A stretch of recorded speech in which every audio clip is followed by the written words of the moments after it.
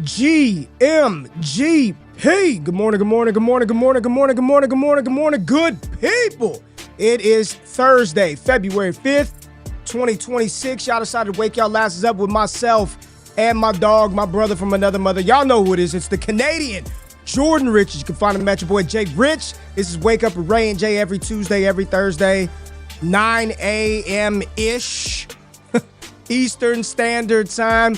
We got a little big-ish today. We got a big game we got to talk about. Jay Rich, your boys, the New England Patriots and the Seattle Seahawks, closing out the 2025-2026 NFL season on Sunday. Super Bowl 60 in the building. Jay Rich, we got a lot to talk about today.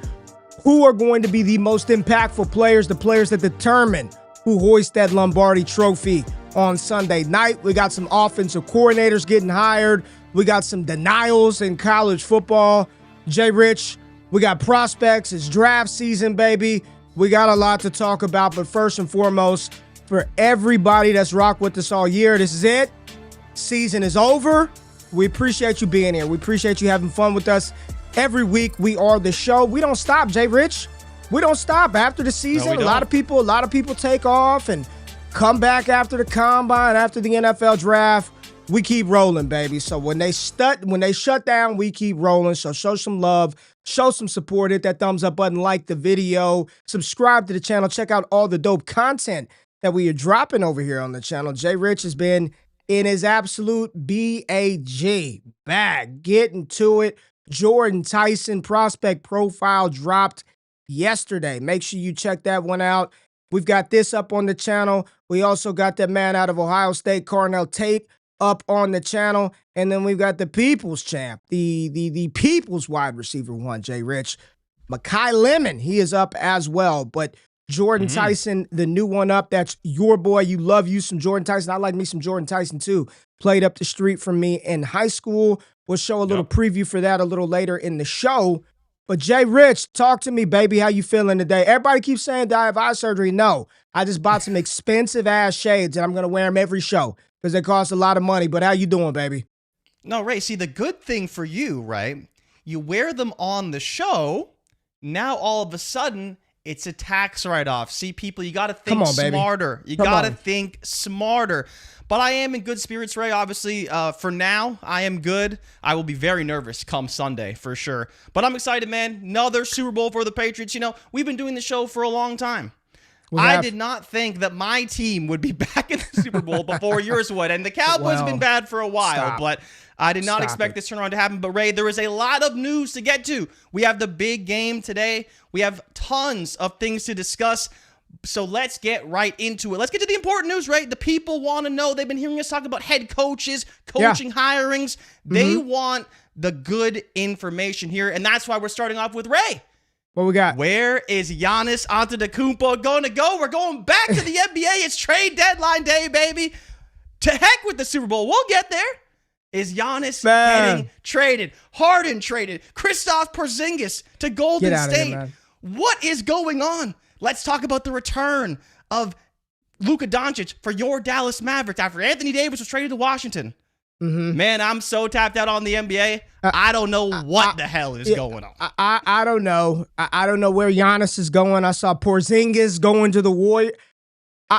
I feel like the NBA, it's at this point because I don't watch college basketball and all like my era generation of guys are gone. Like, dude, I was in sports love with like Allen Iverson.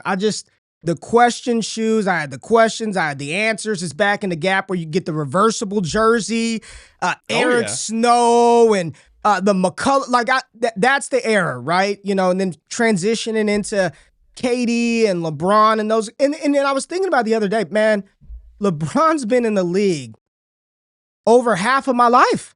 He's been in the league for 20 over half of his life, which like is insane. When you start thinking about that and wrapping up careers, whether it's baseball, hockey, I mean, what, Ovechkin's still playing, Crosby's, like these dudes came in the NHL 2003, 2004, and they're still playing ball. So I'm appreciating my era's GOATs, kind of transitioning out.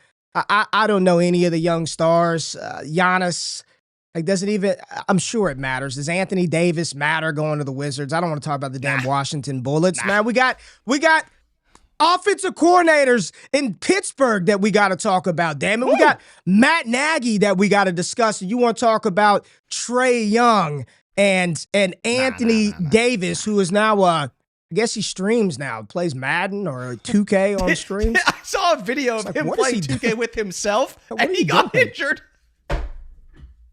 He dunked the ball playing as himself, and he got injured. It's like, yo. 2K nailed it with that one, but Lord have mercy. We can get to the football news because the NBA is trash. It's over, man. Once LeBron retires, it's done. We got bigger stuff to talk about. He's playing with himself, and then his ass gets hurt. Just there you go. Let's talk about Pittsburgh, Jay Rich. Pittsburgh, what the hell? Let's go. What are we looking at here? Steelers live. Dynasty Warriors. The Pittsburgh Steelers have a new head coach. What do you know about Brian Angelico? What do you know about Brian Angelico, Jay Rich? I'm trying to figure out what team he's been coaching Let me give you the information. All right, the show's already off the rails. All right, former Vikings passing game coordinator and tight ends coach Brian Angelico has been hired by the. I think it's Angelico. I don't know. Has been hired by the Pittsburgh Steelers as their new offensive coordinator. The team announced yesterday on Wednesday. The move reunites Angelico with Steelers head coach Mike McCarthy, who worked with him in Green Bay from 16 to 18 when A served as the tight ends coach. McCarthy also interviewed former Packers quarterback Scott Tolzien, now the New Orleans Saints quarterback coach, for the Steelers offensive coordinator job. Jay Rich, how you feeling about this Steelers offense in 2026? I'm just praying Mike McCarthy knows what he's doing. We know he's been a good, successful offensive play caller in the past, and that's basically all we're banking on. I like Kevin O'Connell, Ray, but I think, that love affair with KOC, it's kind of wearing off a little bit. He's supposed to be this wonder kid, turn around 9. 9's not looking so hot, ended the year strong. Do I really want the passing game coordinator under Kevin O'Connell? I don't know. We'll see if he can do a good job. To me, it's still Mike McCarthy's offense. Steelers' offensive weaponry, very suspect. Quarterback, no clue who it's going to be. They say Rodgers. They say Rodgers is taking his time, that he's still potentially in the mix here. We'll see. Well, I wouldn't rule it out. They need is there some help, a better man. spot for him in the NFL right now? I would say What no. Are you talking about Maybe Rodgers? Cleveland? No. Yeah. Is there a better spot for Rodgers than back to the Steelers? Probably not. Probably not. Probably we'll not. See. Probably but not. But it's the end of the cycle, right? It's a we'll see hire. It's fine. All right. We've got some more OC news, Jay Rich. We got a little more OC news. The Arizona Cardinals and new head coach Mike LaFleur. They are hiring Nathaniel Hackett to be the offensive coordinator in Arizona. Hackett, 46 years old, spent last season as a defensive analyst for Mike's brother. Listen, man, I'm just let's run this back. The Cardinals are hiring Nathaniel Hackett to be the OC. Last year, he was a defensive analyst for Green Bay's head coach Matt LaFleur. Before that, he was the Jets OC for 2 seasons, Broncos head coach in 2022, and then Matt LaFleur's OC from 19 to 21. So you've got little brother just going, he's dating the girlfriend of older brother now. So he's bringing the ex-girlfriend of his older brother in to run this offense that a lot of people are excited about the pieces. People are enthusiastic and excited about Trey McBride, and rightfully so. They're excited about the next step for Michael Wilson. People still are like, hey, marvelous Marvin Harrison Jr. was picked 4th overall. Give us something, right? Trey Benson, James Conner, Nathaniel Hackett. The last I recall, people were ready for him to go. People were ready for him to get out of town. How you feeling about that Hackett calling plays in Arizona in the fall? Well, the question is he calling plays? I would imagine he's not, right? I imagine that would go to LaFleur. But yeah, Nate Hackett was terrible as a head coach. Maybe he'll be okay as an OC, but what do we expect? Arizona's a wasteland. It's a desert. It's where coaches have gone to die in the past, and I've said it before. I hope LaFleur does a good job, but I'm not expecting much. This team is dreadful. They may move on from Kyler Murray. We like the pieces they have, but they've never been able to put it together. We'll see what they can do, but they have the 3rd overall pick for a reason. They've been a god-awful team, and we'll see if they can turn it around, but I don't think Nate Hackett is going to be the answer. It does not seem like Arizona Cardinal fans are excited about this one, and Scribbles is saying Schefter said LaFleur is calling plays. What up, Jorge from Rhode Island? I see y'all in the building. Somebody said, breaking news, Arizona trades for Aaron Rodgers and Alan Lazard in a package deal. Probably traded Marvin Harrison for both of those 2 players, right? Arizona has a new offensive coordinator, whether that be in name, in spirit, or in body. Nathaniel Hackett is in the damn building, Jay Rich. But we're not done with old retread hire head coaches. No, sir, we are not done. Because the New York Jets and your favorite head coach in the NFL, Aaron Glenn. True. You love you some Aaron Glenn. Well, they went out and they got the man that helped make Bryce Young. Frank Reich is coming into town, who quarterbacked the New York Jets a long time ago, right? Long time ago. Fans, they don't remember all of this stuff, but they're hiring Frank Reich 8 days after firing Tanner Estrand to be their new offensive coordinator. And you better believe he's calling plays. It ain't going to be Aaron Glenn. It's not going to be, it ain't Aaron Glenn doing that. So you got Frank Reich coming into town to call plays for whomever the quarterback may be. I don't know who it is. None of us know who it is. Talk about Frank Reich coming in to call plays for the Jets. Irrelevant, terrible hire. The last time we saw Frank Reich, he was fired in 11 weeks as the Carolina Panthers head coach with the super coaching staff that was assembled in Carolina. I mean, what did we expect them to hire? They have no quarterback. They have no hope. And I don't know if you saw the stat about the last time they both played on the Jets. I believe Frank Reich quarterbacked like 6 or 7 games. Aaron Glenn played all 16, and the Jets were 1-15 that season. Right? And I wouldn't be shocked if they're able to match that mark in 2026 with how bad the Jets look. I mean, they have some high draft picks. We don't know what they're going to do. They're probably going to take an edge rusher. Look at him. There he is. There's their Frank Reich. But here's what I will say, Ray, and this is the one thing I said about if you want to be a Jets coordinator, it is probably your best shot to a interim head coaching job, and I would not be surprised if the Jets start the season 0-7, 0-8, we get Frank Reich as interim head coach of the Jets in the second half of the season. Will it make a difference? Probably not. But for him, maybe that opportunity is somewhat appealing, and especially for the Jets as well. Let's give Frank some credit. Look at how good he had these QBs playing. He had Andrew Luck. Look how good Luck was. He was 10-6. We know how good Luck is. Fair. He was the OC there during Luck's tenure. 4,600 passing yards. Jacoby Brissett had 3,000, 18 touchdowns, 6 picks. Phillip Rivers, look what he did with Phillip Rivers. 41. Now, who was the head coach? Was that when Turner was there? Because you're going to get to Wentz, and Wentz, obviously, Peterson was calling plays, wasn't he, back then? Probably. Right? Maybe. I believe Doug Peterson would have been there calling plays. Phillip Rivers, I don't know when he was with Phillip Rivers, whether it was when Turner was there or Staley was there. Probably a long time ago. Between 2018 and 2021 is when he had Rivers. So that's probably, I don't know how. And probably at that point, Phillip Rivers, Frank Reich wasn't. Yeah, he wasn't impacting Phillip Rivers. Like Rivers was who he was. So yeah, you're probably right. We'll see. The Jets ain't got no quarterback. You got to get Garrett Wilson the ball. Question. Kosi Jackson 6'4", What happened to Cliff Kingsbury? Does he have a job? To my knowledge, no. Well, he won't be a head coach. I mean, but even as an OC, right? A lot of people were very impressed with what he did with Jaden Daniels, and all these guys are getting opportunities. So I wonder what is in the cards for Kingsbury. It might be that year off deal. I don't know what other.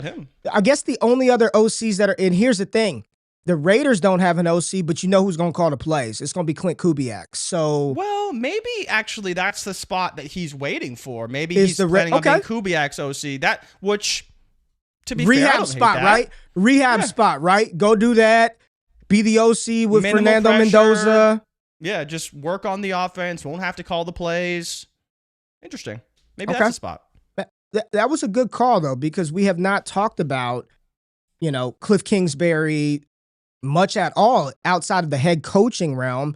I don't think a lot of people expected him to be, an offensive coordinator. They thought he would get a head coaching job, but we'll see if Clint and the Raiders are the spot for him. Okay, we've got one more, Jay Rich. We've got one more, and here's a spot. They're picking high in the draft. They got a young, exciting quarterback. They got a couple of exciting whites out there. They got a hard-nosed running back, right, out of Arizona State. You got Neighbors. You got Theo Johnson. You got Wandale potentially. The defense. The Giants. John Harbaugh, one of the most discussed and highest profile head coaches this cycle. He's got his offensive coordinator, Jay Rich. You know who they hired? You know who those Giants hired? No, they did not hire Greg Roman. They hired Matt Nagy.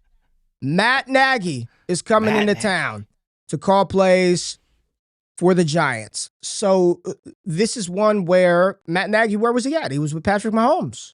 He was with Kansas City. Yeah, he saw the best of the best day in and day out. Jay Rich, he saw the best of the best. What do you think Matt Nagy is going to do for Jackson Dart, Neighbors, Scat Pack, this offense? Oh, what are we looking like here? Personally, I'm not. Man. This is not good, man. This is not good. Come on, man. Give us something else. I'm sure you've seen the data. I think Hayden Winks has tweeted it out multiple times. I've seen no data. It was like, so you go through Patrick Mahomes' statistics, right? And in particular, the Chiefs' offense. First, second, third, Matt Nagy enters. 9th, 23rd, 24th in offense. Ever since Matt Nagy's been the OC for the Chiefs, the offense has regressed year over year over year. And it's not just us talking about those Kansas City offensive draft picks have regressed as well. They have not been that great. We know this, but when you're picking 30th every year, you're not getting the cream of the crop, but they definitely haven't drafted overly well, especially on offense. But there is something to be said about having a good offense and then bringing in Matt Nagy, and all of a sudden it gets worse and worse. And we have to remember, they willingly let go of him. Like, yes, he had some head coaching opportunities, but they brought in Eric Bieniemy because they needed a change at OC. They were obviously frustrated with Matt Nagy. He wasn't doing a good enough job. And now he has to coach Jackson Dart. Can he develop a quarterback? What did he do with Mitch Trubisky? Absolutely nothing, and was fired. Did he really have to coach up Patrick Mahomes? Didn't Probably Trubisky not. Take him to the playoffs? First year. I think it was rookie year. But and then that was with Nagy, right? That was with Nagy, right? Oh, it might have been with Nagy. But after that, they got worse and worse and worse, right? And and it's the same thing with the Chiefs. They started off, okay, but they got worse and worse and worse as time progressed. So, again, we'll see how they start. And ultimately, I do trust Harbaugh a little bit to develop Dart just kind of as the head coach and as the mentor to him. But I do not trust Matt Nagy to run a competent offense. So that's my biggest issue here is that, you talk about Neighbors, talk about Scattaboo. I think Dart can be fine because he's just a great player in his own right and he can get it done on his own. But to expect a high-flying Giants offense with Nagy at the helm, I would not expect that at all. Yeah, it's going to be interesting to see how it plays out because he's going to call the plays. It's not going to be John Harbaugh, right? John Harbaugh wasn't calling plays in Baltimore. It's going to be Matt Nagy.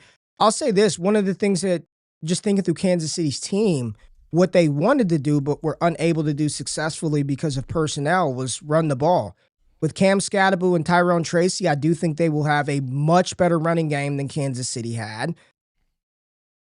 I'll say this. Do you think that do you think it's just personnel, or do you think it could be some scheme as well? Because obviously they brought in a guy who's known for his ability to scheme up the run and coming from a coach and playing for a coach who has a great run scheme. So I think both things can be true here.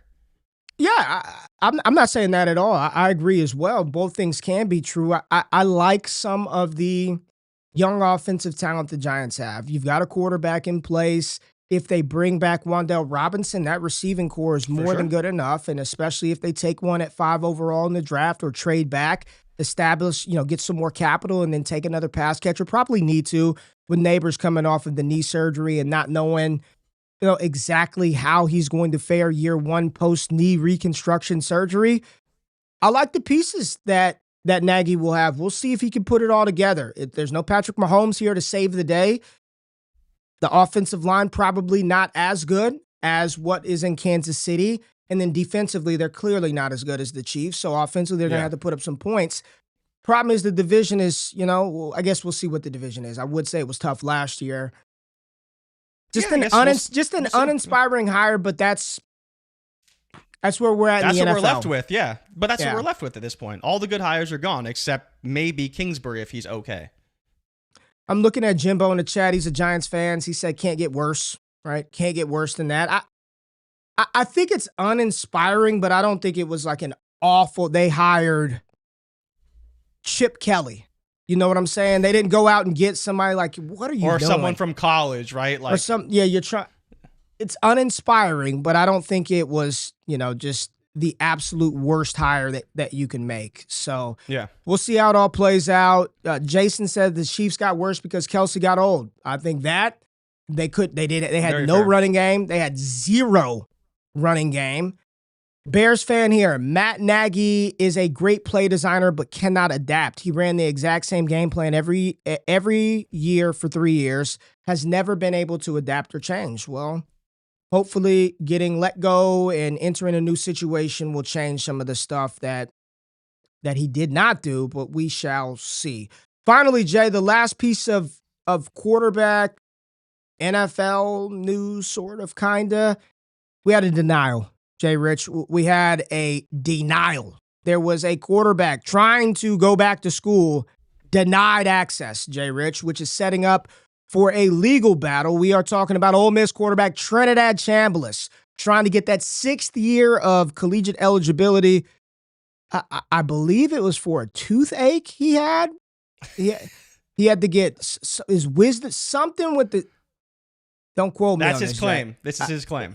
So you think it's a pretty light claim is what I could be spreading. I could be spreading fake news, as I've been known to do a time or two. Somebody spread some fake news on. Was it Jason hitting us with that fake news a couple? It was Jason with the Lamar Jackson, CJ Stroud. Jason, man, you hit us with some fake news. You had us looking bad in the comments. But Trinidad Chambliss denied, and from what I've heard, I listened to some Ole Miss beat reporters from the Locked On Ole Miss Network this morning.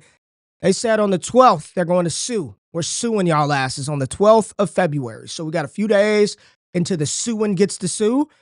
And rumors are he's going to win. What? Everybody feels very confident that he's going to get the injunction. He's going to win.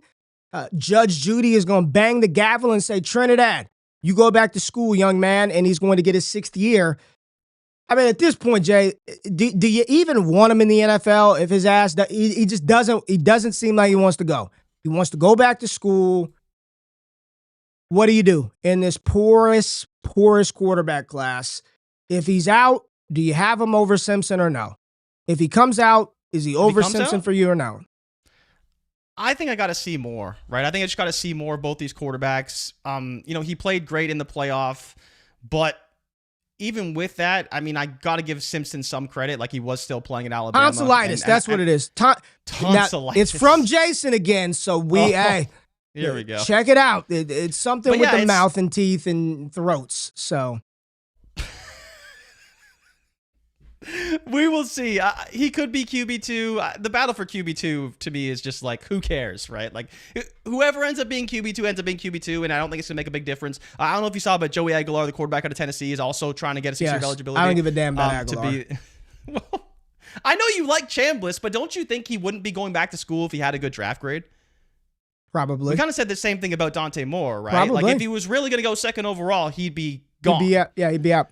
Like, Chambliss is probably third round pick right now. And I think that's fair. Maybe even a 4th rounder. And he could definitely raise that stock. But if he can go back to Ole Miss and probably make $5 million at least, because that's the going rate for starting quarterbacks right now, you probably want to do that. So hopefully he can win. I mean, it's good for college football, especially because and the question that I have for you is, do you think that if you play in D2 like he did, and then you go up to P4, I guess now, because P5 is dead. Yeah, P4. Do you think it should be different? Like, do you think you should be allowed to have that 2nd year or that extra eligibility because you're coming from a lower conference where no one knows who you are, and you can get that experience at the highest level before you ultimately enter the draft. Like, I think that actually is a reasonable reason to give someone extra eligibility versus an Aguilar who's been playing Division I football his entire career. I don't give a damn about Aguilar for the league. I don't think is that. College, he was awesome for Tennessee. Yeah, they're both going to go back to school. They're both going to go to school. They're both going to get to go back to school, I think. And I guess the Ole Miss people feel very confident that injunction is going to be in their favor. All right, Jay, we're done with the OCs. We're done talking about Trinidad Chambliss. We got to talk about the Super Bowl, the big game, impactful players, storylines, make our prediction, look at player props. We're talking Super Bowl. This is it, man. We've been here covering this thing all year long, Jay. Just credit to you, man. It's tough I know some days you don't want to wake up at the crack of dawn to do it. And in season, we're going 3 days a week. So show some love, hit the thumbs up button, subscribe to the channel, support what we're doing.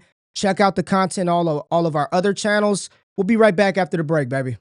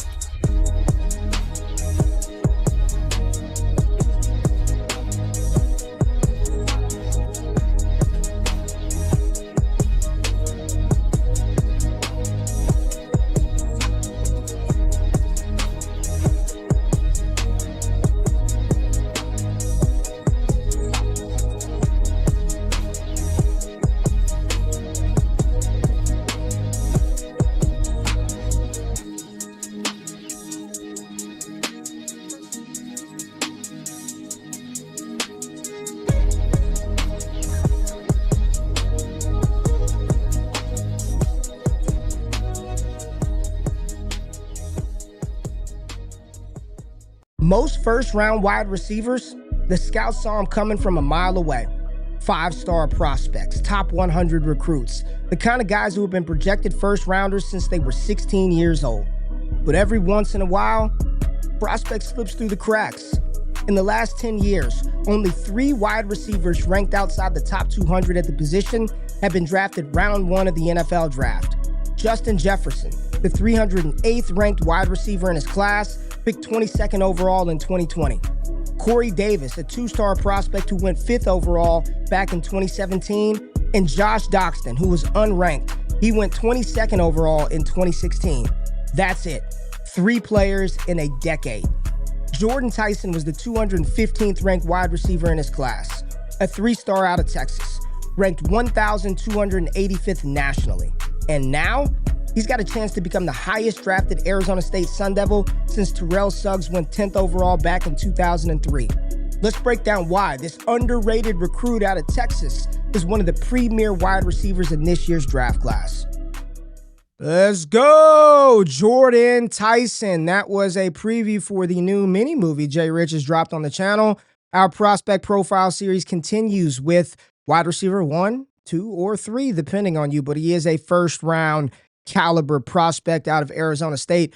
Jordan Tyson up on the channel right now. Ray Garvin, NFL Draft and College Football. Go check that out at Ray GQ on YouTube. Carnell Tate and Makai Lemon are up. Next up, we're going to the quarterback position. Jay Rich is doing a great job with these, so make sure you show some love, show some support. Go check out the video, comment, like it, share it with all the good people out there trying to make draft prospect season fun, entertaining, and engaging. Jay Rich, it's time, baby. It's time, baby. Your boys are in the big game. New England Patriots, Seattle Seahawks on Sunday. I mean, this is it. This is the final game. I don't know if you watched that Pro Bowl. There was a. You know what's crazy? I did not know it was during the week. I did not know it was. I thought it was Sunday too. We talked about it on Tuesday. I was like, "Oh, did you watch the Pro Bowl?" And you're like, "No." I'm like, "Me either." Because it didn't happen on Sunday, man. The shit was on Monday. But there was one play, man. Jalen Hurts, Dak had tossed it to Hurts, and then the title of the tweet said, "Why did Kevin Petula call this play?" So Dak tossed it to Hurts, and then Hurts threw it to the end zone. It was picked off. I'm just here we go, man. Here we go. But Jay, Let's just talk through the lines where the odds makers have stuff stacked right now. We're going to pull up DraftKings Sportsbook right now, and your New England Patriots are 4.5-point underdogs in this game. And I heard a stat. I watching SportsCenter this? I think it was this morning. We watch. The boys love top 10. So every day before we go to school, we watch. That's cool. We leave at 7. So right at the end of SportsCenter before Get Up is the SportsCenter top 10 or not top 10, and they love watching that. Right, love watching that. That's sick, man. That's a big throwback to like our childhood. It really is. It's kind of cool. But I heard on there they were talking about big game props, and they said I believe the last 5 Super Bowls the underdog has covered. In the last 5, and they've won 3 of 5. Oh. I'm going to unbury the lead here because it feels like everybody in the world is riding with Seattle. Defense, New England ain't played nobody. Easiest path. There are people out there saying that this was the easiest path to the Super Bowl ever. Maybe somebody there are people who have said this, Jay Rich. Said the Patriots have had the easiest path to a Super Bowl ever. Jay, I'm laying money on New England. I like the spread. I like the money line. Okay. I think it's going to go under. Yep. I'm riding with your Patriots this game, Matt. Wow. I am right off the rip telling you right now. Now, I don't know how they're going to get there, so you're going to have to talk me into it, but I think I'm a rock with New England in this one, man. And what's crazy is they have been good all year, and I get it. The strength of schedule was not incredibly tough, but there's just something about the moment you put all the marbles in on Sam Darnold, you push all your chips to the middle of the table. I don't know, right? Like, I don't know. Jay Rich, the last time I saw Sam Darnold play in person is when he was on USC, and they came out here to Dallas to play against Alabama, the opening game. Jalen Hurts. It was we left in the third quarter. Didn't they lose like 50 we got the hell up out of there, Jay Rich. I didn't want to deal with that trash. It's time to go. Sam Darnold, let your boy down. I looked like a USC player. I had on shoulder pads, jersey, helmet, USC socks. Let me down, Jay. Is he gonna let the people down in this big one? Because everybody is riding with Seattle. Where you at? Yeah. So my thoughts on Darnold are kind of what we've seen in the big moments for Seattle. He has made some big plays, right? Especially against the Rams. Both games were at home. This is neutral site, so it's not going to be too one-sided one way or the other. I would expect probably a 55 to 60% crowd in favor of the Seahawks over the Patriots just because of location, because it's their first Super Bowl in a while. Obviously, the Pats been Super Bowl tons of times. I just don't think the crowd factor is going to be big. Super Bowls tend to be very neutral and will be somewhat loud, but not necessarily favoring one team or the other. So I don't think it'll be too bad from that perspective. But Clint Kubiak is coaching the biggest game of his career. And he's going to be a head coach for the Raiders, after this game. But at the same time, I don't think he's going to deny Darnold's past. He's been great the whole season. He's been great in big moments. He was great against San Francisco, even though they have no defense. He was great against the Rams and helped carry them to win that game and played phenomenal in that game. But we've also seen Clint Kubiak play very conservatively when he doesn't think Darnold's at his best, right? And definitely tries to limit things when it comes to throwing the football down the field and making mistakes, kind of taking the ball out of Darnold's hands to some extent. I think we may see some of that a little bit. There will be a feeling out period in the first quarter of this game. I'm sure there will be some shot plays. I'm sure there will be some excitement early on, but I would expect a pretty conservative feeling out both defenses to see what they're trying to do from both offense coordinators. And then it's going to come down to is, one, can they run the football? Because if they can run the football, that game is over. Like, honestly, unless the Patriots secondary plays lights out, which they have been great. Their top 3 corners are all top 24 in PFF grade. Christian Gonzalez is probably going to be shadowing Jack Smith and Jigba. But if they can run the football with Kenneth Walker, it opens up play action. I think at that point, they're probably going to win.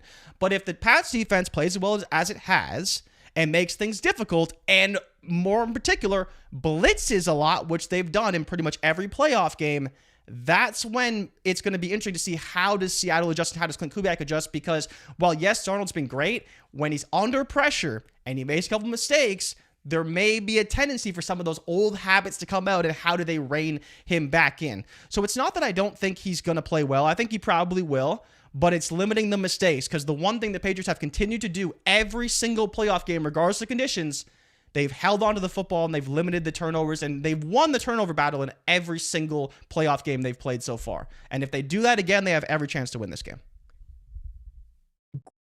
Great synopsis there. Let's go to chat. All right, there were a couple of comments that I want to pull up right here.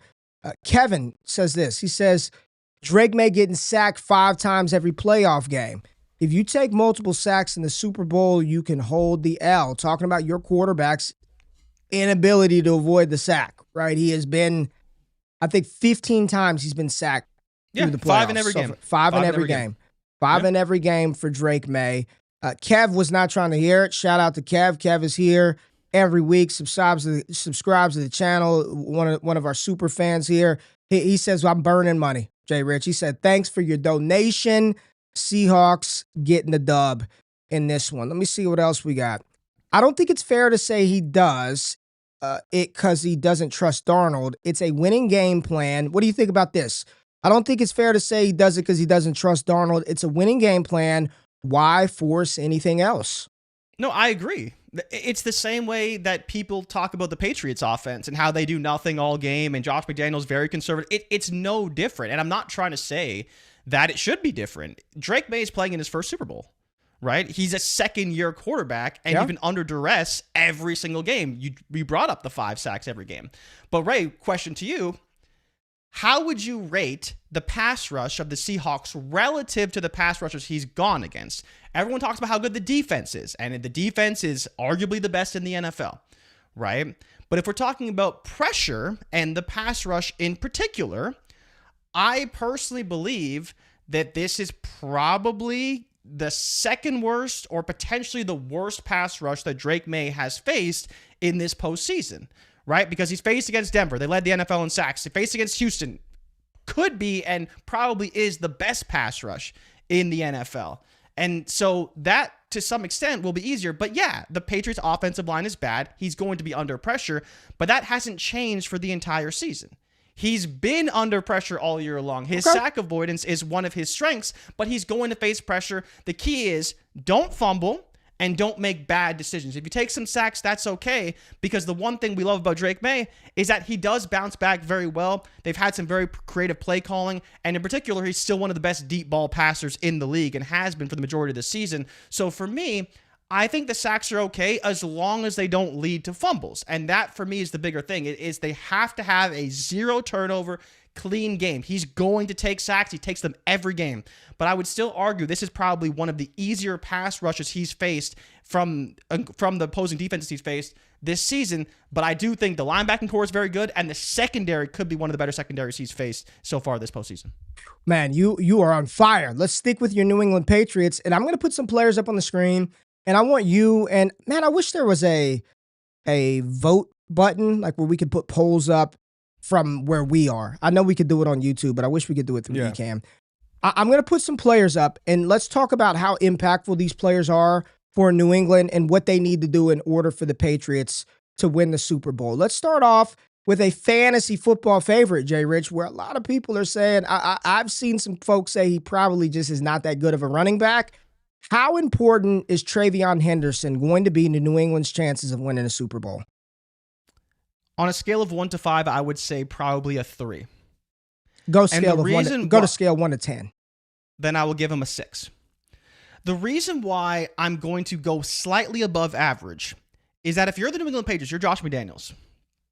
The one player that Seattle's going to pay attention to, but may get lost in the defensive game plan, is Travion Henderson. I think there will be a couple of plays that Josh McDaniels specifically calls for Travion Henderson in this game. When was the last time we saw him run a wheel route? Basically never. It's been weeks since he's even done that at all. And the other side of it too is, while he may not play at all, and I don't expect him to run the football maybe even once in this whole game unless Ramondre really needs a break. I think it's more so in the passing game where you can maybe catch the defense off guard simply because he hasn't been involved for weeks, and he's been awful. He hasn't been good in pass pro. He's been missing his assignments. He's been missing reads with the offensive line. He just hasn't been very good. And I've said this for a while now. Now, he just hasn't played at the level of Ramondre Stevenson, and I think they're making the right decision.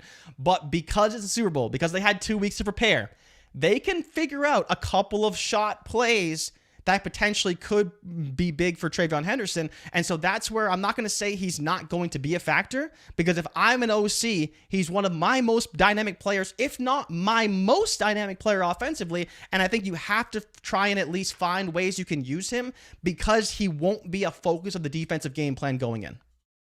Okay. Jay, I've got some more New England Patriots. Tell me how important Stephon Diggs is going to be for the New England Patriots and Drake May going up against a very, very difficult Seattle defense. I know there hasn't been like a guy for New England this year, and I don't know if you heard, Cardi B is holding a party at the stadium. $1.2 million.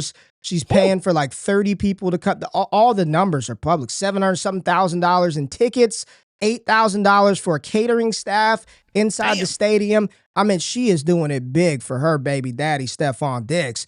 How important is Diggs to the Patriots, though, for the Super Bowl? This one's really hard for me, because Diggs has been huge in certain games this season, but it's been a little bit few and far between. This is an offense that runs through whoever's open. It's not going to be Diggs all the time. And if you were asking me, who's the most important receiver on this team, I don't think the answer is actually Stephon Diggs. He's going to be very vital on third down. He's going to get his targets. He's probably going to be the most targeted receiver in the game, and so maybe that's where you'd say he's pretty important. But for me, he's a 5 out of 10. I don't think this 46 yards. How about 45 and a half yards? And he's the highest yards on your team, 40-something yards. That's what we're working with. It's not going to be a lot, because that's what he's been. They're going to control the ball. They're going to run the football. They'll move the chains slowly. They'll walk their way down the field. They're not going to take a ton of shot plays. Diggs will be very important, but I don't think he's going to be the guy that necessarily changes the game. He's going to be the guy they need to make the vital catch on third down or in the red zone, and it will be important. But at least for me, I would probably give him like a 5 out of 10. And I was even potentially leaning a 4 out of 10, but he's going to be important to the game plan. But if you're Seattle, he's your number one focus. You can't let Stephon Diggs beat you, because even at this stage of his career, he can beat you. And I think he's shown the ability to do that and has played big in some very big games for the Patriots this year. But because of that, he's the focus of my defense. You can't let him beat you. And I think that's why he's probably going to have a modest game at best.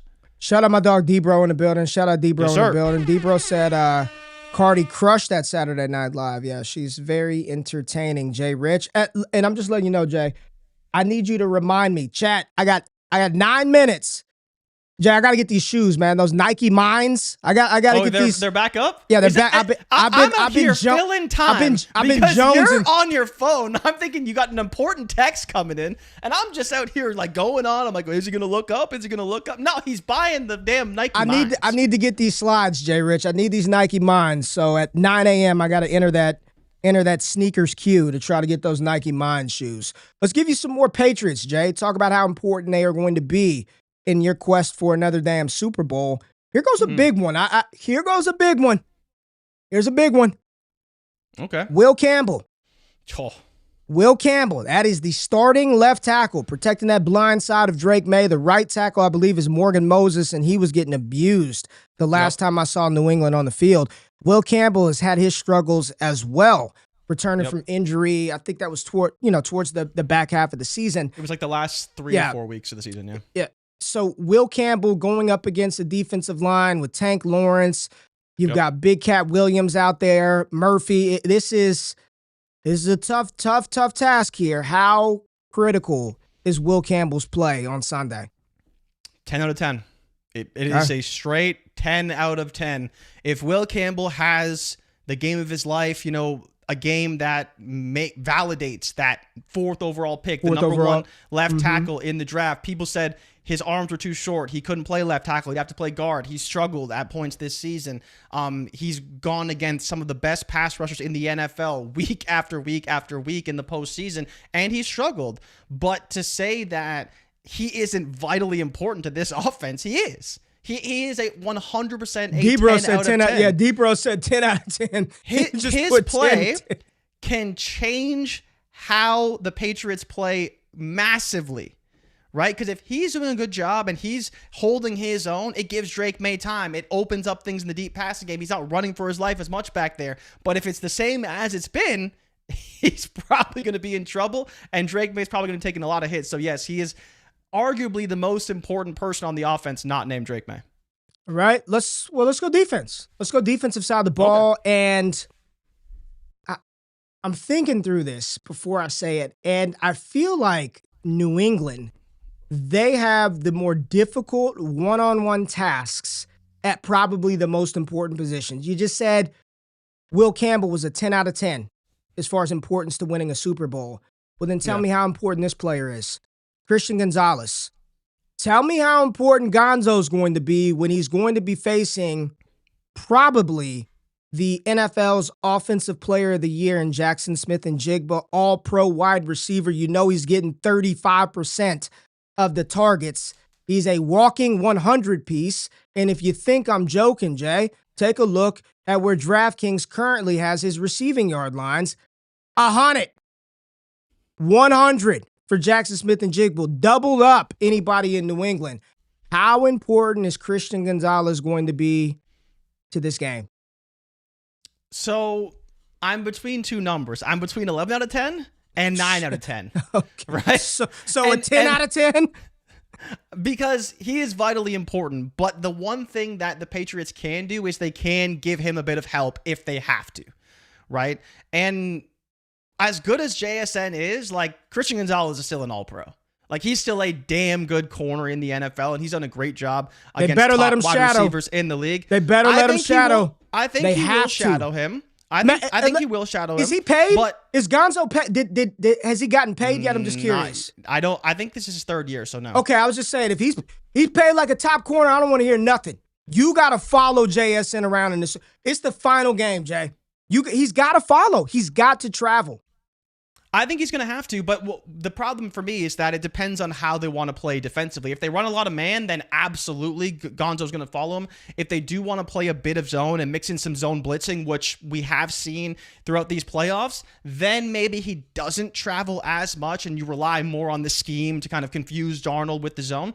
But yeah, he's extremely important. If he can keep JSN to 60 or 70 yards, it's a massive win for this team, right? So for me, Gonzalez is a huge part of what they're going to do defensively. He's the linchpin of how they're going to build this entire defense. It's going to be around him and Milton Williams, but I don't think he has to do everything against JSN. They can use help. They're going to also use the scheme to help confuse Darnold. As good as JSN is, there will be all the players involved in stopping this passing attack. But yeah, Gonzo is the number one guy there, and he needs to do a great job against JSN. I think I'm going to go with a 9 out of 10. He is extremely important, but I do think because it's not a one-on-one matchup all the time, they're not just to run straight man-to-man the whole game. He doesn't have to do everything against JSN. It will be a team effort to get it done in stopping him. Jay Rich, we have not had a super chat in a long time, so I just want to give Jimbo Wolfburger some love here. We appreciate it. Hit the sound. Super chats are welcome, right? Absolutely welcome. That's $20 US towards the new shades. Thank you so much. Let's go. I truly do appreciate it. We have a lot of fun on this show, but this goes a long way. Every little bit helps. So thank you. Whether it's a like, whether it's $1, whether it's a subscription, it really does help. Like, we enjoy doing this, but Jay Rich ain't cheap, right? Jay Rich is not cheap. He is not cheap at all. So thank you, Jimbo Wolfburger. All right, Jay, I'm going to hit you with a couple more quickly because I want to get to Seattle. Kevin's like, all this damn talk about New England. Let's get to the team that's going to win. Milton Williams, Jay, scale of 1 to 10, how important is he? 10 out of 10. Milton Williams needs to have a better game than he had last season, where arguably he could have been the Super Bowl MVP for the Philadelphia Eagles. He needs to pressure Darnold to all hell. He needs to destroy Gray Zabel. He needs to make the center and both these guards want to quit football. He is easily one of the best defensive tackles in the NFL and paid like it. It's time for him to show up and play his best game of the season in the biggest game, the Super Bowl. he is the reason, and one of the reasons especially, why they can win this game. As important as Gonzalez is, if they do not pressure Darnold and let him sit back there and decipher this defense, they are going to lose the football game. Milton Williams is, in my opinion, the most important player defensively because he is going to generate pressure up the middle. He can stop the run. He's just going to be so important to what they do, and they're really going to build defense around him. So I think that for me, Milton Williams has to be the 10 out of 10 number one defensive player. If he doesn't play like it, they probably don't win the game. Man, you need to start that Patriots YouTube channel. Ramondre Stevenson, Jay Rich. We talked about Hendo earlier. You gave Hendo a 6 out of 10. Everybody else in the chat said 3 out of 10 for importance. Where would you put that level of confidence or importance meter on Ramondre Stevenson? He is at least an 8.5 out of 10. At least. He is going to provide all of the pressure that is on Drake May and hopefully alleviate it. He's been their best running back. He's been at times their best receiver, right? He's been their playmaker. And at the beginning of the year, everyone thought he was dead. So for me, it's like if there's one player who can take pressure off of Drake May to make all the big plays, it is Ramondre Stevenson. But I will say, though, Ray, while you enter your sweepstakes for the Nike Minds. Not yet. I got to link a card. I do think that Kayshon Boutte is the X factor for this team. When you talk about importance, you need a player that can force the defense to not sit at that 10-yard mark, not sit at that first down marker, a guy that can threaten the defense vertically. Mac Hollins will be important, and he's been key on some third downs. But if Boutte can get loose on Witherspoon, that's what changes how they're going to play defensively. And I think if you can't hit on some of those deep shots, it's going to be very difficult for them offensively. But if they can, that's why, to me, I do think that Boutte is extremely important for this offense. It's not going to be too many opportunities. It'll be a couple shot plays they take every game, but if they can convert on some of them, it will take some pressure off Drake May, and it will make that running game a little bit better overall. So for me, Boutte is a massive X factor, but Ramondre is still extremely important. I will give Ramondre an 8.5 out of 10, but I do think Boutte is a 9 out of 10. He is going to be a big factor for this team and hopefully make a couple big plays in the Super Bowl. 9 out of 10. 9 out of 10 for Boutte. I have entered I'm in line. I'm in line right now. They said I can close. I'm going to enter the other one too for the slides to see if I get those. All right, Jay, let's talk about the other side of the ball, okay? Because you're talking about this defense and Milton Williams.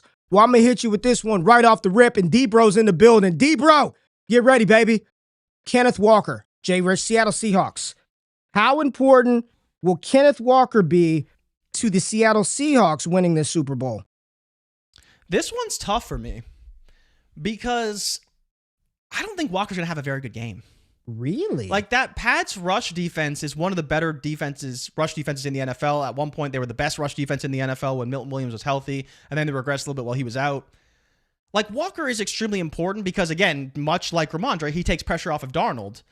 But if he doesn't have a good game, like I don't think it's the end-all, be-all for the Seattle Seahawks. I would give him a 5 out of 10. I think he's going to be important. I think he's going to have his opportunities, but I just don't think he has a very good game.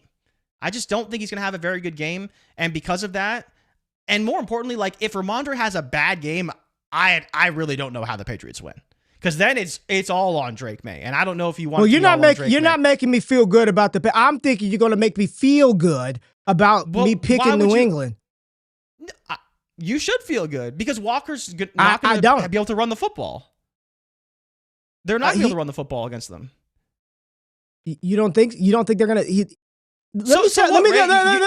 You've seen him run the football against San Francisco. How good is their defense? I think they've been significant.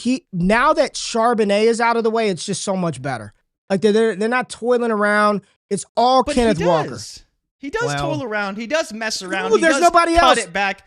But Ray, it's no different than what we saw in, I think the Chargers game in particular was one of the big ones where the Patriots struggled to run the football because the edge protection with Houston and the Chargers was extremely good. And so if you don't let Kenneth Walker cut it back, he's going to be constantly dancing around in the backfield, making mistakes, and they're going to be behind the sticks as a result. So I don't think that Walker is going to be vitally important to them winning the game compared to what we expect from Ramondre Stevenson because of what we've seen from both these teams. So for me, Walker, he's important. If he has a big game, of course, it's going to be a factor, but I don't think he's going to decide this football game versus Seattle in the way that some of the other players they have could. All right, Jay, we've got another player that I want to pull up from Seattle. Let's go. Let's stay with the offense and let's just go with the big dog, JSN, man. JSN. I mean, he's an 11 out of 10, right? He's number 11. He's an 11 out of 10. He needs to have the best game of his entire life. Can I this game.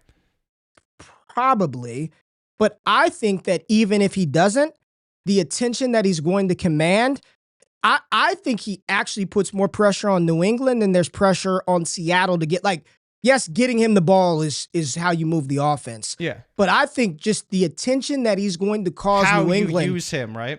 That even if he doesn't have 150 yards, if New England's all focused on him, like, I think that's where the real chess match is. I didn't get either one, bro. Neither. I'm pretty effing pissed right now. I'm not gonna lie to you, Jay. I'm pretty hot. You do think? How many people do you think are in that queue right now?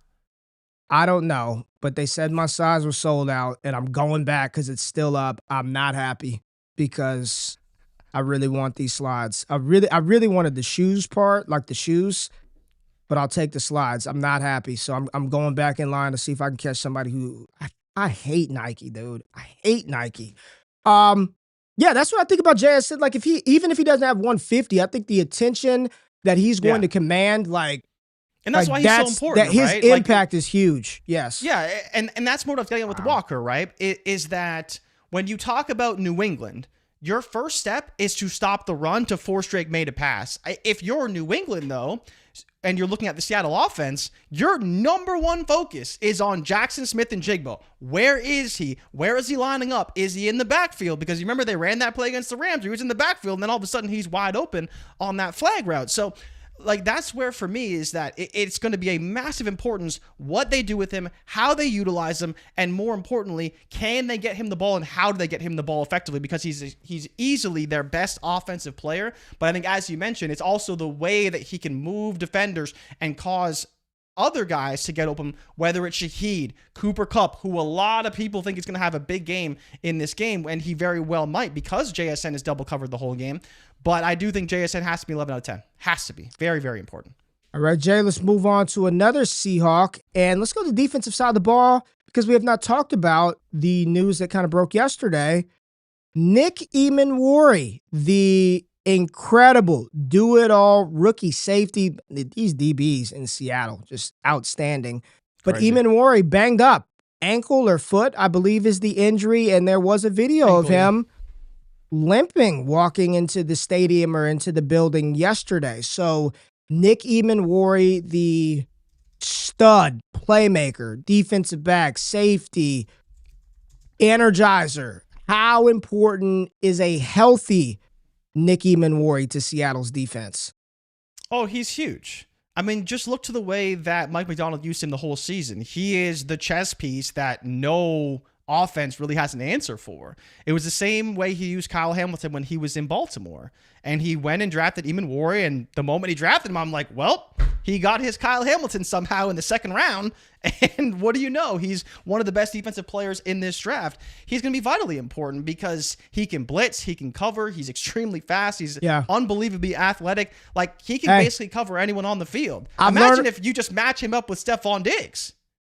Right? What is Stephon Diggs going to do? Probably not a whole lot against Nick Emmanwori. And he's probably going to generate a ton of pressure on Drake May when he blitzes as well.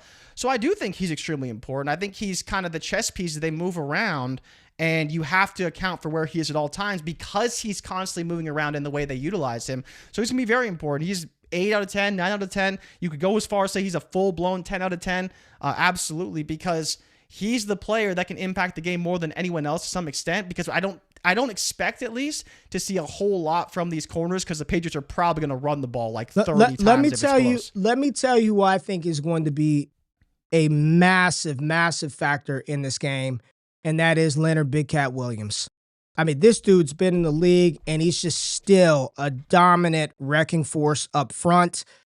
Him and DeMarcus Lawrence on the edge with their interior defensive line. Like this, Will Campbell better be ready. Morgan Moses better be ready. The interior of the Patriots offensive line better be ready because Leonard Williams could slide across all the techniques and all the positions on the defensive front.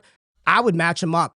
I'd match him up with the weak link and let him go. And we talked about Drake May and the sacks that he's taken, 5 sacks a game throughout the playoffs. Yep. Every game, 5 sacks.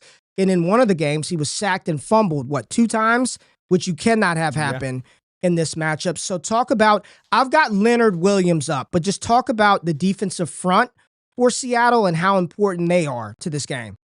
Oh, they're huge. And it's no different than the Patriots defensive front. Whoever does a better job stopping the run first has the edge in the game because, again, Sam Darnold's been great, but you don't want to put the game on his shoulders if you don't have to. Clint Kubiak wants to be balanced because it opens up play action and makes things much better for the Seattle offense. And it's no different for the Seattle side. The first step is to stop Ramondre Stevenson because the Patriots want to shorten this game. They want to run the football. They want to move the football down the field very slowly. 11, 12, 13 play drives, right? Stay ahead of the sticks. It's all very important. And if Leonard Williams and DeMarcus Lawrence can keep them behind the sticks, keep that success rate down throughout this entire game, especially on first and second down, it's going to make things significantly better for this defense because once the Patriots are in 3rd and 7, 3rd and 8 because they ran the ball up the gut for 2 yards on the first 2 plays, that makes things so much better. And it's because it's that longer distance allows them to play a bit more free. They can blitz, go after Drake May. And I think that for me is very, very important. So both these defensive lines need to play extremely well. But I think in particular for Seattle, stopping the run is such a big factor in beating New England because if you can stop the run, they don't have a whole lot that you're worried about in that receiver core. Now, you don't necessarily know who's going to get the ball because there really isn't a guy on this offense. But if you can stop the run, that interior pressure is going to be very big, especially if you can stop Drake May from running and stepping up in the pocket because that's been the reason they've won half these football games. It's been a massive run from Drake May, flipping the field. And if you can contain him overall, maybe spy him a little bit as well, that'll be a big key for Seattle to win this game. All right, Jay, let's stick with that defensive side of the ball because everybody for Seattle is 10 out of 10 now. So I'm just going to assume Devon Witherspoon, their do-it-all secondary member, defensive back, corner, can play nickel, can play in the safety, and all-pro player, Devon Witherspoon. This defense is legit. Absolutely. Again, he's a part of the defense led by Mike Macdonald.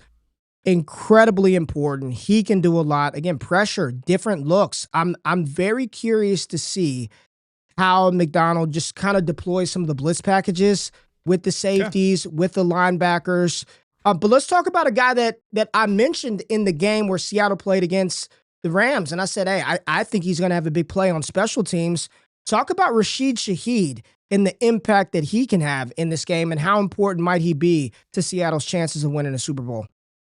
Oh, it's massive, right? I think whether you're looking at Shaheed or Marcus Jones in like the punt return game, like that battle alone, Marcus Jones has been one of the best punt returners in the NFL. We know Shaheed is probably the best returner in the NFL. You look back to even how Denver scored their first touchdown. It was a play to Marvin Mims up the seam when they were playing a very shallow defense. They weren't covering deep at all, and I would not be surprised if they take a similar shot, maybe JSN on a dig, Shaheed right up the middle, and they convert a deep ball there. So he can make big plays, right? He can be a field flipper. He can help them stay ahead of the sticks, right? If you're talking about just like that special teams battle where you're trying to maintain field position and not give it away, Shaheed is the guy that can help you maintain field position, slowly work your way closer and closer to the end zone. And then, of course, he can still make plays offensively. We've seen him been used in the running game, on reverses, on screens. It won't be a whole lot of Shaheed, but he's absolutely going to be important. I'd probably give him like a 6 or 7 out of 10 because much like Henderson, he'll have a couple of plays where they take shots to Shaheed, and of course, he's very deadly in the return game. Jay, I just went to StockX and just bought the damn shoes. I just went and bought them. I got them. So crisis averted. I had to pay an extra $35, but it's okay. Oh, that's not too bad. It's not too bad. You know why? You know why it ain't too bad, Jay? Why? hit the sounder, because we got another super chat, baby. We got another super chat. Jonathan, appreciate you. 7604 said, usually not up for the show, but sending love to y'all to the J Rich expenses. Oh man, this ain't even to me, man. This is to you, man, for all the great work that you do. You know I love you, man. But appreciate you, Jonathan. Appreciate that, man. Appreciate the super chats much. We welcome those. We have not had a lot in a long time, so we welcome those, Jay Rich. We really do. I'm with you, Shaheed. I mean, it was like the game was over once he returned that opening kick. It was over. He got the ball, and it was like lights out, game over. And I believe Seattle has a history of Super Bowl opening kick returns for a touchdown. Didn't P. Harvin? That was after the half. That was second half. That was second half. P. Harvin. That was second half. That was second half. But they're good for a return. And there's only one Percy Harvin. There is only one Percy. Ray. Don't do that. I got both jerseys. I got both jerseys in the closet. That's Percy my guy. Harvin was literally one of my favorite players ever across the college football landscape. Him, Honey Badger, Peter Warwick, Reggie Bush, of course, and Ndamukong Suh right off the top of my head. If I'm just naming Ed Reed too at Miami was dope. That whole 0-1 Miami squad versus Nebraska. Neither here nor there, Jay. We got a couple more players that I want to bring up. Maybe a little underrated. But if Gonzo's following, if all the attention is on number 11, talk about Old Man Cup. There's a lot of people who, Cooper Kupp gonna have a big game, right? Super Bowl MVP Cooper Kupp. He's showed up in the playoffs and had a few very big moments for this team, especially on 3rd and 11 against the Rams where he converted that. Cooper Kupp is vital, right?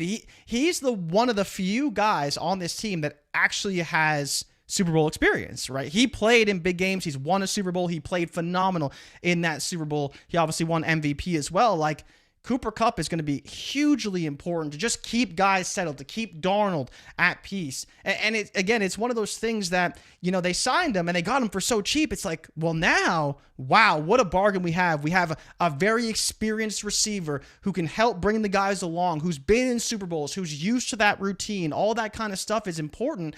And he's the vet that you want in this situation, especially when you have Darnold maybe getting a little bit shaken, has a bad throw, settle him down. He's played with great quarterbacks. So I think Kupp is going to be a big factor. I'm curious, how he ultimately plays and is utilized in this game, because if JSN is doubled, he's probably the number one target if it's not going to Kenneth Walker.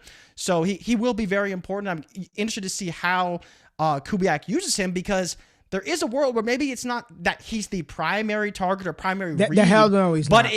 It could go to him very often because of the way they play against Jackson Smith and Jigba. So he may be vitally important to how they ultimately win this game. Mick, you're not wrong, man. He said impulsive buy. He said I made an impulsive buy. Absolutely, because I clicked the express shipping to get it tomorrow, which it won't come tomorrow. So neither here nor there. Jay Rich, let me ask you this one, okay? I'm going to put somebody up on the screen, and there's no doubt about his play calling prowess. But do you think there's any chance that Clint Kubiak is a little distracted coming into the game? Do you think there's any chance that Clint's kind of doing some scouting? He didn't get to go to the Senior Bowl, Combines in a couple of weeks. He's got to make sure Mendoza's set. Is there any chance that Clint and maybe anybody off of this staff that he's taking with him to Las Vegas, that they're thinking about their next home? Their next destination. You know what? It doesn't matter for Clint. If Sam Darnold blows up in this game, it won't matter. Clint's gone. I'm out of here. I'm going to Las Vegas. I got Fernando Mendoza as my QB1. AFC West, baby. Any chance? How on does Kubiak need to be? Because we keep talking about Darnold and JSN. Any chance Clint's a little distracted, Jay?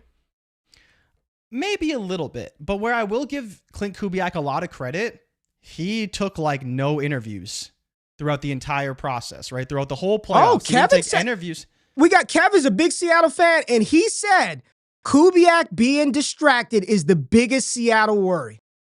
I mean, it could be for sure, right?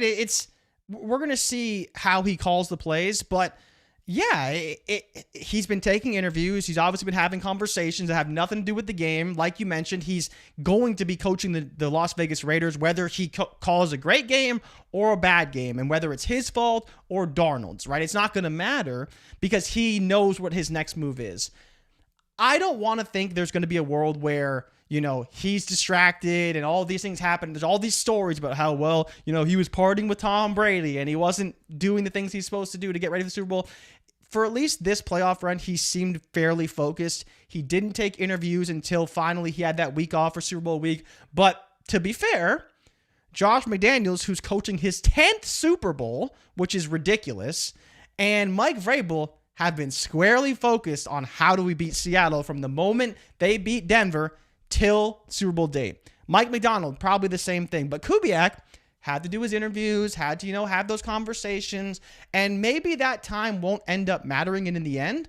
But if they lose, and especially if they don't look very good offensively, those questions probably will be asked. And I'm sure a few stories will come out to say, well, you know, these are the things that we saw. These are things that we heard. And maybe there was some distractions from Kubiak's end.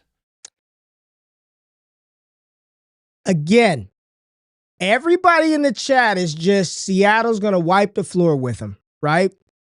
The last 5 Super Bowls, Jay, the last 5, 2020, Kansas City Chiefs won it.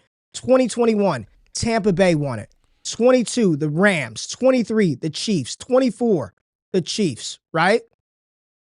Well, what do you the Eagles were I mean, the Eagles. Then, right? Yeah, yes. I just wasn't sure whether you're going 24, 25, but yeah, the Eagles won, right? Dude, all of the teams, like they covered every one of them. 1.5. The Niners covered. The Chiefs covered. The Bengals covered. It was a 4.5 point spread since he covered against the Rams. Yep. I don't know, man. And it'll be close. For sure. I don't know if it's going to be it's a big game. I mean, have you seen the video of like all the Seattle and Patriots matchups? Like they're all close. And you know, for BR, I talked about it. Since 2000, the Seahawks are 4-3 against the Patriots, and the score differential between those two teams in all 7 of those games is 1 point in favor of the Patriots. That's how close all of their games have been. Say that again. Since the year 2000, the Seahawks are 4-3 against the Patriots in all the games they played, and of course, including that one Super Bowl. And in those 7 games, the score differential between those two teams is 1 point in favor of the Patriots. Just 1.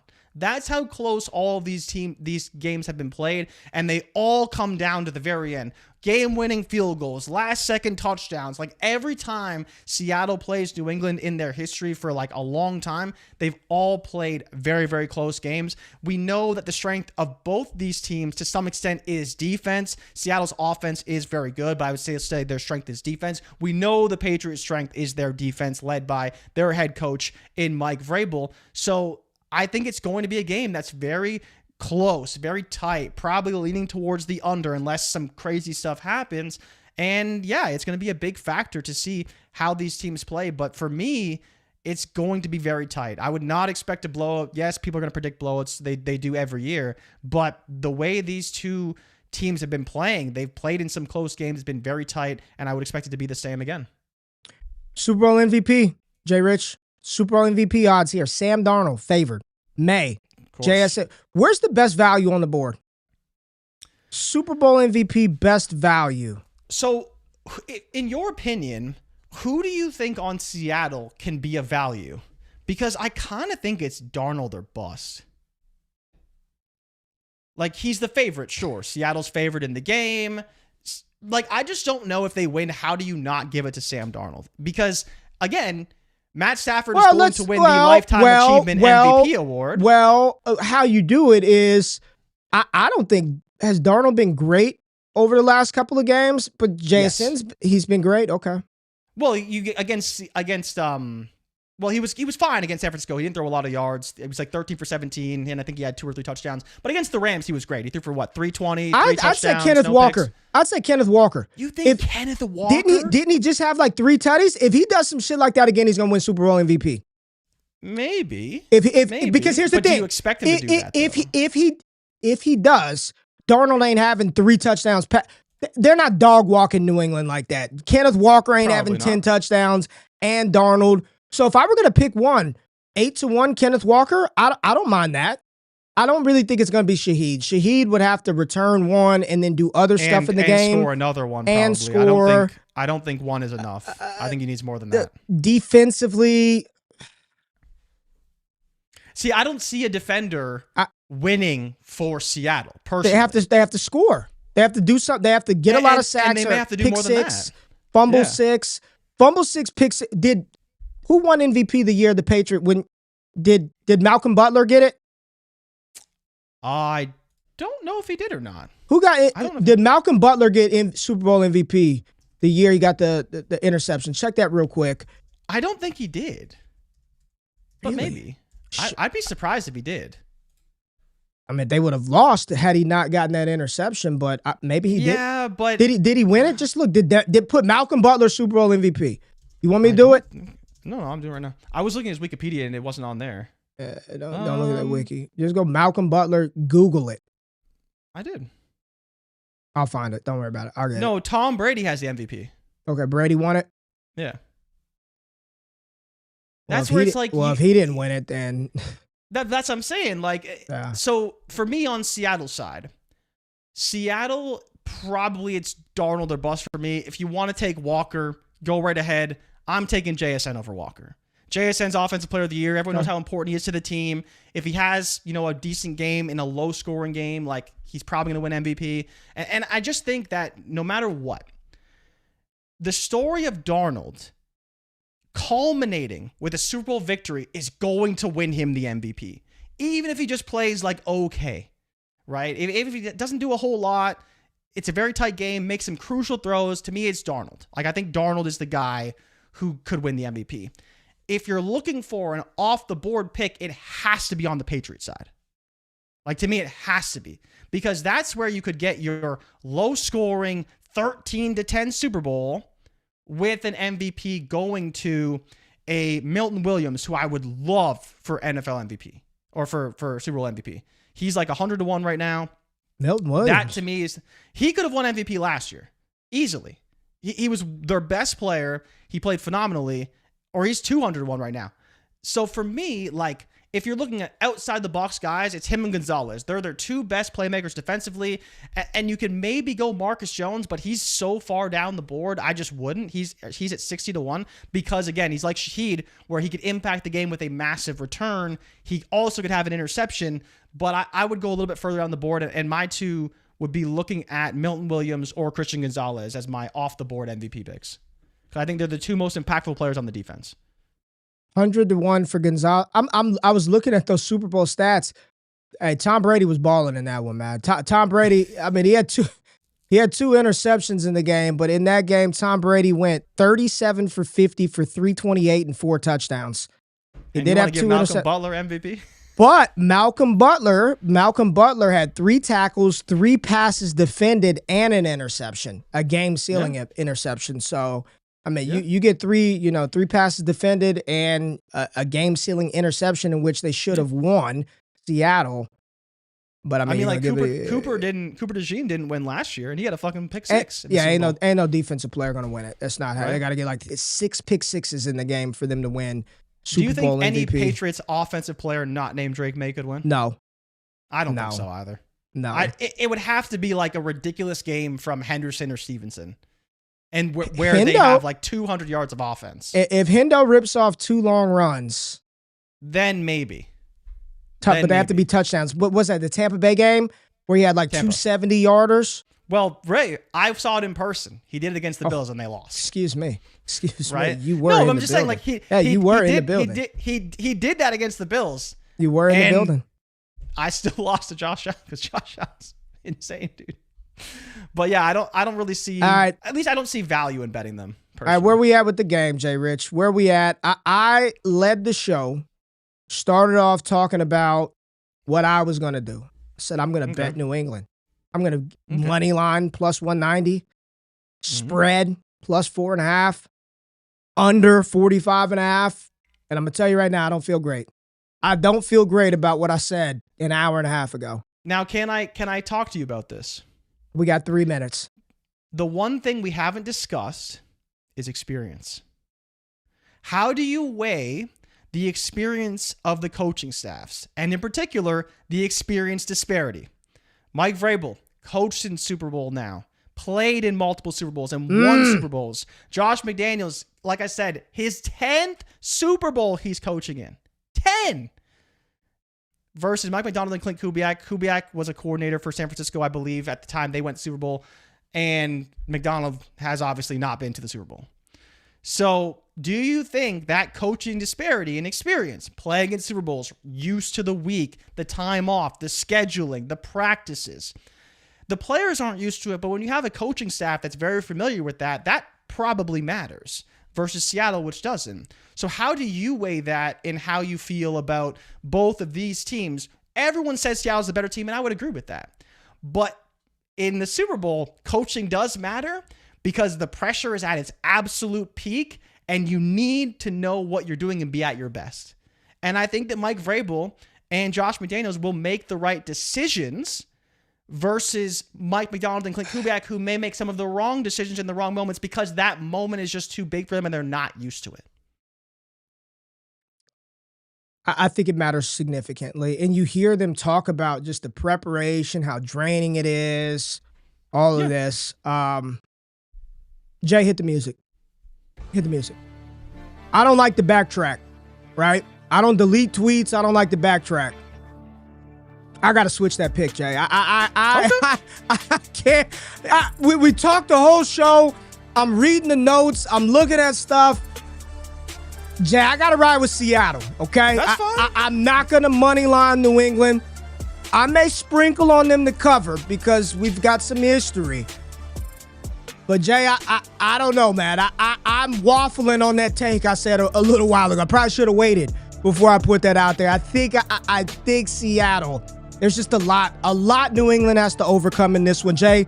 But this is your show. Your team is in the Super Bowl. Close us out. We'll be back on Tuesday. Get us up out of here, Jay Rich. Man, I just want to thank everyone for tuning in each and every show. Appreciate all you guys so much. Comment down below who you think is going to win MVP. Maybe we'll sprinkle some bets throughout the weekend. Absolutely. I will not be betting the Patriots to win because the last time I did, they lost. Good thing I didn't do it. Ray, there's two things that I don't know if you've noticed that I haven't done. Every Tuesday, I wear the Patriots practice shirt because they've won every game when I wear, and then I wear the shirt on the Tuesday. I have not worn a jersey this entire postseason, and I will not bet on the Patriots because the last time I did, they lost. Because your bet's going to influence the outcome, right? Your bet out there in Alberta, Canada, is going to influence. Hit the music again. Hit the music again. It's not that's going to influence it. I haven't worn the Hendo jersey at all. I will not wear it because the last time, and he's had great games when I wear it, but when I wear it, they lose. So I'll be rocking the red Drake May on the show on Tuesday, or I'll be walking the retro JSN on Tuesday if Seattle wins to give him a little bit of love. But the Patriots, please get it done. Drake May legacy game, baby. He's finally not playing in the snow. Jordan Tyson, wide receiver 1. Let's go. Y'all heard it. He's going to start his Patriots YouTube channel on Monday. He will leave Wake Up. If the Patriots win the Super Bowl, you're starting a Patriots channel. And may have to. There was somebody in here who said that they would be your first sub. I think it was one of the other Patriot cronies in here. But anyways, man, much love. Enjoy the Super Bowl. Thank y'all for rocking with us all season. And even though the NFL will end on Sunday, we'll be back. We'll be back. And I'm sure we'll talk about that Justin Jefferson talking about Kevin's favorite player, 9, over there during Media Row. Check out the content on the channel. Go to DDFFB. Subscribe to Wake Up. Go to my channel. Check out the prospect profiles. Enjoy football. It's been a blast this year. Much love. We appreciate y'all. Thank y'all for the super chats. Thank you for the support. We are out. Peace.